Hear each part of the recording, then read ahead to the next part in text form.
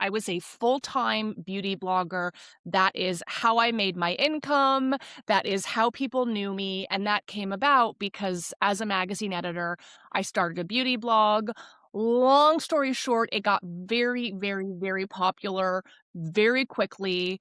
It was an anonymous beauty blog while I was a magazine editor, and I was writing about like the secrets of the beauty industry, which when I tell people now, they're like, what's the scandal? Like, why did anyone care? That's literally the most like, but at the time it was things that people didn't know, that kind of the behind the scenes of magazines and the beauty industry. And so, the New York Post outed me in a splashy 2-page article. I was on page 6 the next day and a couple times thereafter. Was the subject of a New York Times op-ed. Regis and Kelly talked about it. It was in People. I think I was told there was like a Harvard Business School case study that mentioned it, talking about bloggers. So it was a big deal, and it changed my life, got me a 2-book deal at 25.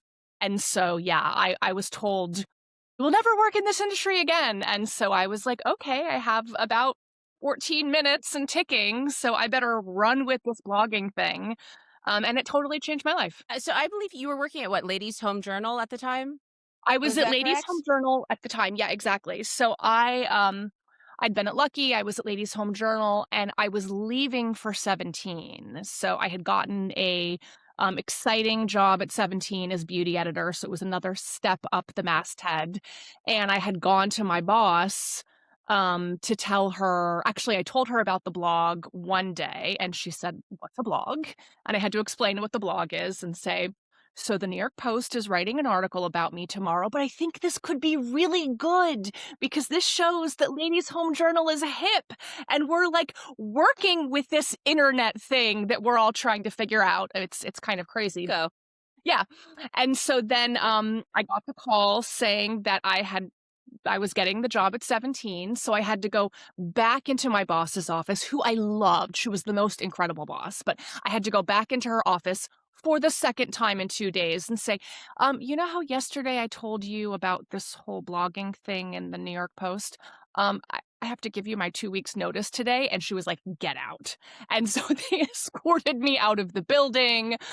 It was very, very dramatic. They were very, yeah. Why Um, did you start? I mean, when I picture you starting this blog, was it out of frustration? Was it just fun? How did you even know that it was a thing that you could do? And was it this was what, like Live creative. Journal or Tumblr or something? What were you Well, blogging on? honestly, it was creative frustration. So I was blogging on Blogger, and eventually moved to WordPress, but it was literally like blogger.com, and it was purely creative frustration. I was a beauty editor. It was a really fun, very cool job, but I'd always wanted to write a novel. I felt like it wasn't sort of scratching one part of my like creative, itch in my brain.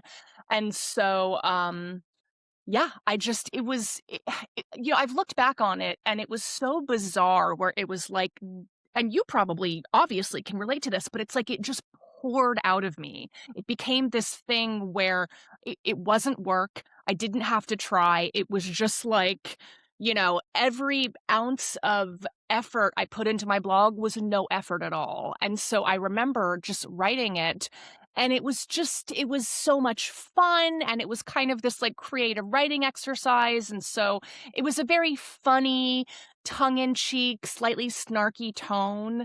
And it just really resonated with people. And so yeah, it was Were there a enormously couple fun. of